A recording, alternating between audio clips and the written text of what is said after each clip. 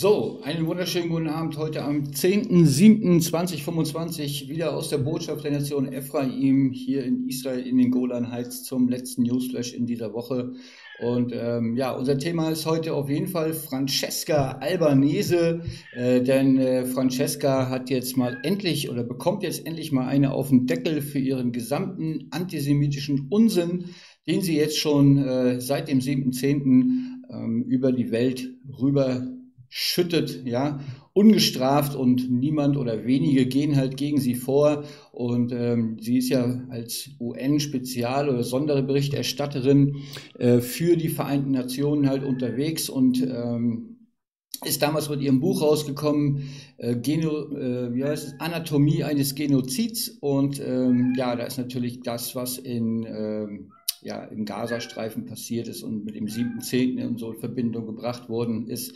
Davon ist leider nicht viel die Rede, sondern man hat natürlich dieses gesamte Ding aufgeschnappt was aus dem Internationalen Strafgerichtshof kam, mit dieser Advisory Opinion, also die beratende Meinung, wo man halt immer wieder gesagt hat, dass Israel einen Völkermord begeht. Dem ist natürlich nicht so, denn der echte Völkermord hat erstmal am 7.10. stattgefunden, und das wird von den Vereinten Nationen und vielen, vielen anderen internationalen Organisationen gerne mal beiseite gewischt und immer wieder auf Israel raufgegangen, um dort das Land oder die Israelis als schlecht darzustellen. Und da haben wir jetzt seit dem 7.10. eine ganze Menge von gesehen, und jetzt hat Marco Rubio, der Außenminister der Amerikaner, hat jetzt mal Gegenmaßnahmen ergriffen und hat sie heute oder gestern vielmehr schon sanktioniert. Heute verhänge ich Sanktionen gegen die Sonderberichterstattung des UN-Menschenrechtsrats Francesca Albanese wegen ihrer unrechtmäßigen und beschämenden Bemühungen, International Criminal Court Maßnahmen gegen US-amerikanische und israelische Beamte, Unternehmen und Führungskräfte zu erzwingen. Also auch sie hat diesen internationalen Strafgerichtshof, der politisiert ist komplett und dem Römer dient, das römische Konstrukt bis hoch zum Papst. Das wollte man hier instrumentalisieren, um halt gegen amerikanische und israelische Beamte losgehen. Ihr wisst ja, da gibt es ja auch diesen Haftbefehl gegen Benjamin Netanyahu, und diese gesamte linke antisemitische Szene, die holt ja gerne immer wieder raus, dass es um Völkerrecht geht und so weiter. Aber wenn man da wirklich genau hinschaut, dann ja, sieht die Welt ein bisschen anders aus als das, was man sich dort zusammenreimt. Und da hat er, wie gesagt, jetzt zumindest mal eine Gegenmaßnahme eingeleitet. Gucken wir mal, wohin das führt, weil es ist natürlich nicht nur ein Angriff gegen sie, sondern halt natürlich auch gegen die Vereinten Nationen. Und wir haben immer wieder gesagt, die Vereinten Nationen werden am Ende des Tages verschwinden. Und vielleicht ist das ja auch ein Teil davon, oder es ist wahrscheinlich sogar ein Puzzleteil davon, dass hier am Ende es darum geht, um die Legitimation der Vereinten Nationen, die sich hier ja die ganze Zeit halt, wie gesagt, gegen Israel gestellt haben, mit ihren ganzen Abstimmungen und so weiter, die ja inflationär schon durchgeführt worden sind. Man hat sich also sehr viel da aus den Fingern gesaugt, und andere Konfliktherde, so, die sind da dadurch ein bisschen runtergefallen, wo richtig Hunderttausende sterben und richtig viele Leute auch verhungern. Ja, aber man hat sich hier sehr auf den Konflikt im Nahen Osten konzentriert und dabei halt auch sich selbst eigentlich offengelegt, wie man arbeitet. Dani Danon, Moment, ich lese noch mal kurz zu Ende. Die Vereinigten Staaten werden weiterhin alle Maßnahmen ergreifen, die sich für notwendig erachten, um auf Lawfare zu reagieren und unsere Souveränität und die unserer Verbündeten zu schützen. Den habt den anderen ja auch noch vergessen. Albaneses politischer und wirtschaftlicher Kriegsführung gegen die Vereinigten Staaten und Israel wird jetzt nicht länger toleriert. Wir werden unseren Partnern stets bei ihrem Recht auf Selbstverteidigung zur Seite stehen. Also ich glaube, hier ist die Richtung der Amerikaner völlig klar. Und am Ende muss man natürlich sagen, die Amerikaner haben natürlich einen großen Anteil daran in den Vereinten Nationen, aber je mehr das Abraham-Akkord ja, gedeiht und wächst, desto unnötiger braucht man halt diese Vereinten Nationen. Und ich denke mal, dass früher oder später auch dann ein Move kommt, der die Amerikaner zumindest mal rausholt oder tatsächlich die gesamte Organisation zerschlagen wird, wenn wir da hier an den Messias denken, ja, auf den ja irgendwie alle warten. Da werden die Vereinten Nationen also ganz schwer Schlagseite bekommen, wenn es dann soweit ist. Also hier haben wir auf jeden Fall ein Puzzleteil mehr. Dadi Danon in den Vereinten Nationen hat das natürlich wohlwollend begrüßt. Wir loben Secretary Rubio für sein entschlossenes Vorgehen gegen Francesca Albanese. Ihre unerbittliche und voreingenommene Kampagne gegen Israel und die Vereinigten Staaten hat die Grenze zwischen Menschenrechtsarbeit und politischer Kriegsführung längst überschritten. Albanese hat die Glaubwürdigkeit der UNO konsequent untergraben, indem er falsche, gefährliche, eigentlich ja sie, gefährliche und realitätsferne Narrative verbreitete.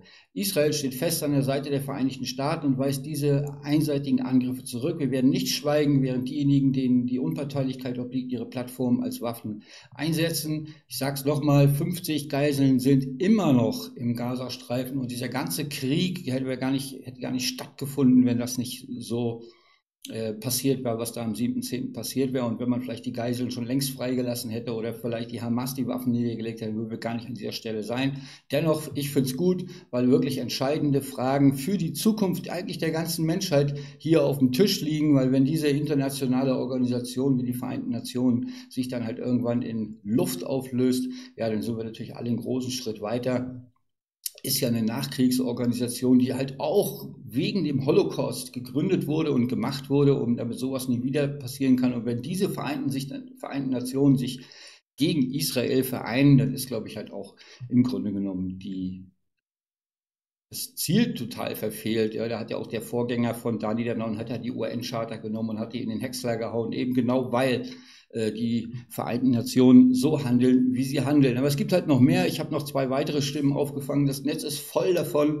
Aber wir haben auch hier zum Beispiel Amnesty International. Ja, man tut so mal, ja, für Menschenrechte und sowas setzt man sich ein. Aber für die Geiseln hat man da wenig Worte übrig, sondern hat halt immer nur in der letzten Zeit auch gegen Israel gehandelt und jetzt auch hier Außenminister Marco Rubio hat Sanktionen gegen die UN-Sonderberichterstatterin für das besetzte palästinensische Gebiet Francesca Albanese angekündigt. Es gibt keine Besatzung im palästinensischen Gebiet. Wenn überhaupt, dann besetzen die Palästinenser israelisches Gebiet, sind wir in dieser Woche darauf eingegangen. Wer die Geschichte Israels ignoriert, der versteht natürlich auch nicht, was tatsächlich hier im Heiligen Land passiert und was Gott macht. Und hier geht es weiter. Dies ist ein schamloser und durchsichtiger Angriff auf die Grundprinzipien der internationalen Justiz. Die hat man ja selber schon kaputt gemacht, eben weil man so einseitig handelt und damit von dem, was die Justiz eigentlich sagt oder was die Justiz machen sollte, nämlich entweder mit beiden Augen hinschauen oder mit gar keinem. Die Justiz hat ja so eine Augenbinde drum, ja, völlig den Boden der Gerechtigkeit verlassen. Sonderberichterstatter werden nicht ernannt, um Regierung zu gefallen oder beliebt zu sein, sondern um ihr Mandat zu erfüllen. Ja, genau, aber du musst halt auch in beide Richtungen schauen. Ja, du kannst nicht sagen, Israel begeht jetzt einen Völkermord, ohne den Grund für diesen ganzen Krieg, ja, vielleicht nochmal näher zu beleuchten. Dann bist du halt ein ganz, ganz schlechter Sonderberichterstatter. Und wenn du so einseitig handelst wie Francesca Albanese, dann musst du halt auch irgendwann mit einer Gegenmaßnahme rechnen. Aktion und Reaktion, einfaches Naturgesetz. Und dem scheint sich auch Yanis Varoufakis, ich weiß nicht, ob ihr den noch kennt, er ist ja ein Grieche, der hat ja damals, ich weiß gar nicht mehr mit wem zusammen, die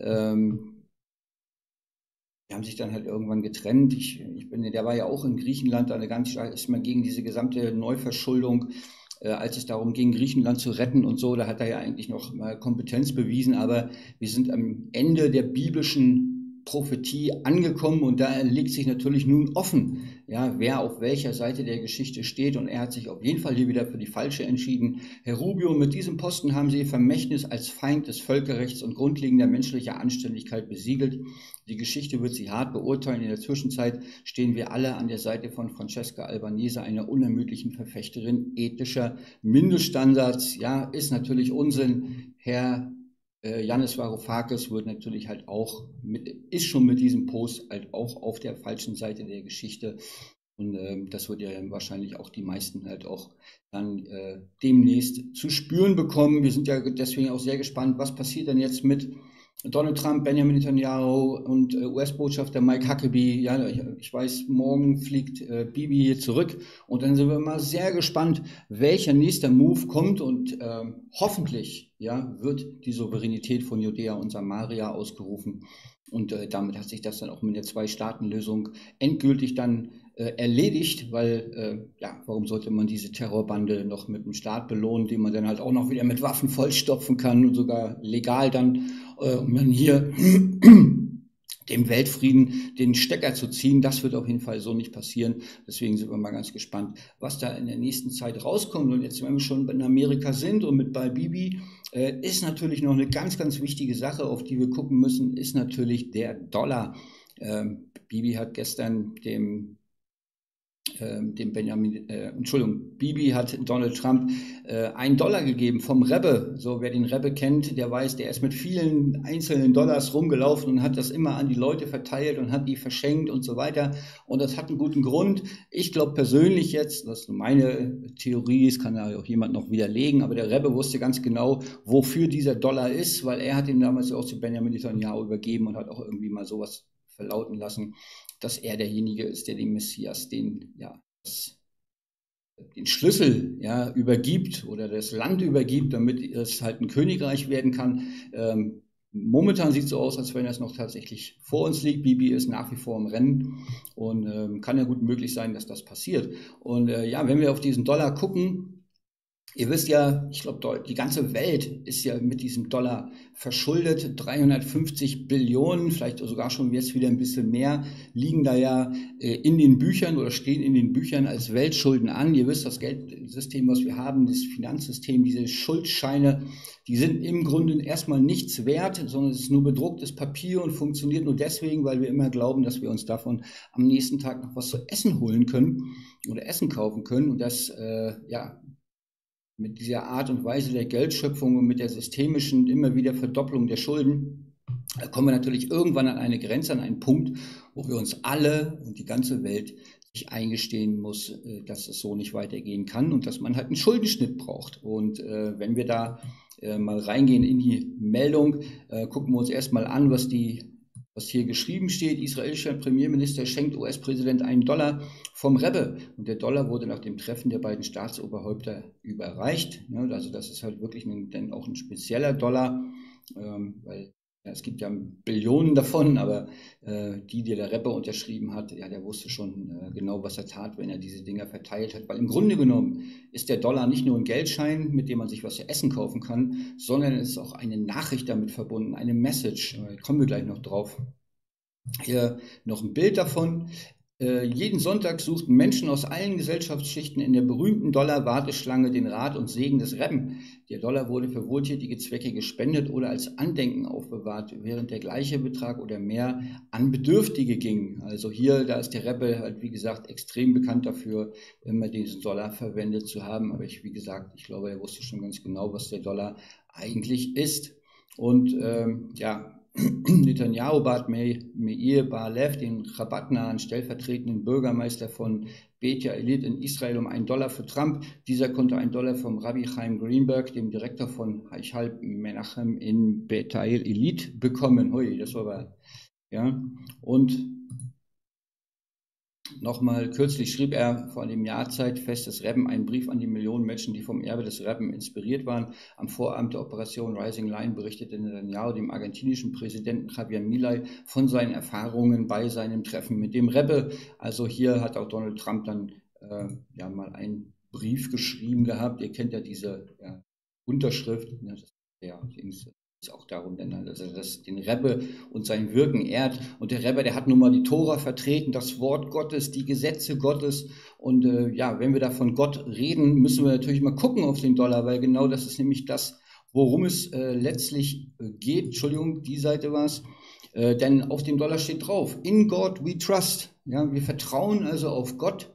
Und The One ist halt riesig groß geschrieben, also die Eins, wo ist der eine, der gesucht wird, der Messias, der Mahdi oder halt auch der Jesus, wie auch immer. Man sucht einen einzigen Menschen, der die Fähigkeit hat, die Welt an einem Tag von der Schuld zu befreien. Das ist nämlich genau das, was in der Schrift steht, dass Gott sagt, am Ende des Tages werde ich die Schuld der Welt an einem Tag tilgen. Also da macht dieser Dollar eine ganz, ganz wichtige Figur in diesem Spiel. Dann, wenn wir hier uns auf das eine Logo mal, hier ist ja das Great Seal of America und wir haben auf der anderen Seite hier die Pyramide und da sind ja die übelsten Verschwörungstheorien drin verbunden, neue Weltordnung und so. Ja, na klar, es geht ins goldene Zeitalter rein, das ist auf jeden Fall eine neue Weltordnung, aber das ist halt erstmal nichts Negatives, weil das Geld und was hier mitkommt, was wir angesehen haben an Kriegen und so weiter mit diesem Schuldgeldsystem, ja, das ist natürlich erstmal das Schlechte. Und alles, was danach kommt, wenn es darum geht, um ja, goldenes Zeitalter mit Gold und Silber wieder zu arbeiten, da beginnt ja das Gute. Und hier ist natürlich dann halt auch die Pyramidenform, ja, mein Sohn Josef, der ist ja in Ägypten, wie es so schön heißt, ist Josef in Ägypten gestorben, wurde er dann später nach Sichem gebracht, was heute als Stadt Nablus bekannt ist. Da habe ich da die Woche gezeigt, das Grab. Und da geht es natürlich um Josef und das messianische Auge über der Pyramide, weil dieses Auge, das ist halt irgendwie nichts Bösartiges, sondern es geht um die Frage des einen, wer hat das messianische Licht, die Weltordnung zu durchschauen, wie sie funktioniert und natürlich, welche Rolle der Dollar denn tatsächlich spielt. Und da gibt es auf dem Dollar selbst nochmal einen Hinweis, auf den wir raufgehen können, weil hier steht nämlich, this note is a legal tender for all debts, public and private. Also lasst es nochmal sacken. Diese Note ist ein legales Zahlungsmittel für alle Schulden, nicht für irgendwelche Schulden, sondern für alle Schulden. Public and Private, und ihr wisst ja, die Rothschilds sind ja mit diesem Geldsystem extrem verbunden, ja, als nicht nur, dass diejenigen sind, die den Staat Israel mitgegründet haben, sondern natürlich auch sehr mit verknüpft sind, dass dieses Geldsystem über die Welt gebracht wurde. Und man sieht hier, oder es zeichnet sich so ein bisschen ab, dass das Geld, dass der Dollar halt auch ein Flyer ist, um halt diesen einen einzigen Typen zu finden, der das, was hier drauf steht, alles erkennt und dann die richtigen Maßnahmen trifft, um die Entschuldung, von der in der Bibel gesprochen wird, der Welt auch einzuleiten. Und dazu musst du halt einfach $1 nehmen und den zu den Rothschilds schicken und sagen, dass du mit diesem Dollar die Schulden bezahlen möchtest, ja, und damit diese Orgie, diesen ganzen Kriege, weil Kriege sind halt tatsächlich nur möglich, eben weil wir dieses Schuldgeldsystem haben. Ihr wisst das, Sondervermögen werden aufgenommen, da werden Milliarden und Abermilliarden von diesem Papiergeld Richtung Ukraine geschickt, da wird weiter dann mit rumgeballert, Menschen sterben und so weiter. Und das ist alles nur möglich, eben weil wir so ein Papiergeldsystem haben. Und damit wir dieses dunkle Zeitalter durchbrechen können, muss auch die Schuld getilgt werden und wir müssen zu dem echten, wahrhaftigen Geld zurückkehren, nämlich Gold und Silber. Und wenn das passiert, ja, dann hat sich das mit den Kriegen erledigt. Dann ist nämlich Krieg unbezahlbar und dann ist es besser, Handel zu treiben und dadurch dann die Welt in eine neue Ordnung tatsächlich reinzuführen, aber nichts Negatives, sondern etwas, was dir hilft, was den Menschen hilft, was sie befreit aus dieser Schuldknechtschaft, die dieses System halt mit sich bringt. Ich finde es interessant, dass es hier das 25.5 Bild ist, hier auf Wikipedia so, und ja, wir haben ja immer wieder gesagt, der Menschensohn ist am 25.05. geboren, eben genau der diese Sache schon längst eingeleitet hat. Aber es geht doch darum, auch wie wir immer gesagt haben, eine Forderung, die wir haben, ist eine Neuordnung des Weltfinanzsystems. Und wie gesagt, wir nähern uns mit großen Schritten an das Limit dieses Systems, weil die Schuldkurve, die Zinskurve, die wir haben, die ist jetzt exponentiell und in den letzten Phasen steigert sich die Rate so schnell, dass du innerhalb weniger Jahre eine Verdopplung der Geldmenge hast und so weiter. Und da kann man, irgendwann ist das dann nichts mehr wert, da kommt dann Hyperinflation und so weiter. Und da muss man sich so oder so neu ordnen. Und ich denke, dass hier, wenn es darin heißt, dass das Geldsystem sich am Ende des Tages immer wieder auf den intrinsischen Wert von 0 zurücksetzen wird, einfach aus der Systemik heraus, sind wir hier, glaube ich, kurz davor. Wenn wir hier von einem goldenen Zeitalter reden, dann kann das nicht mit so einem Geldsystem funktionieren, sondern man muss halt in diesen Schritt wagen und zurück zu den echten, realen Werten, die seit Jahrtausenden wertvoll waren und auch weiter Jahrtausende wertvoll sind. Also von daher erwartet uns, was das betrifft, mit dem Dollar natürlich noch ein großer Move. Und vielleicht heißt es ja auch, wir haben ja nicht nur vielleicht, das heißt ja auch, wir haben das Heilige Römische Jahr. Und es gibt ja alle, ich hoffe, ich sage jetzt nichts Falsches, alle 25 Jahre, glaube ich, ein Yom Kippur, nee, alle 50 Jahre, da gibt es einen Schuldenerlass. Genau, die katholische Kirche macht das alle 25 Jahre, aber normalerweise, da bezieht man sich auf eine alte jüdische Tradition. Ja, du gehst raus und rufst das Yom Kippur aus, einen Schuldenerlass. Ja, das haben wir schon 2017 gemacht und seitdem geht das jetzt in diese Richtung mit der anstehenden Entschuldung. Und dieses Jahr ist ja wieder ein römisches Jahr, wo halt auch gesagt wird, eigentlich sollte man sich alle Schulden vergeben. Und deswegen wäre dieses Jahr zu Yom Kippur in Israel natürlich eine super Nummer, wenn das dann tatsächlich doch dann eingeleitet wird. Und da gibt es ein Jahr lang, wird der Schuldenerlass geordnet gemacht, so dass man dann halt ja, in eine ganz neue Zeit reingehen kann.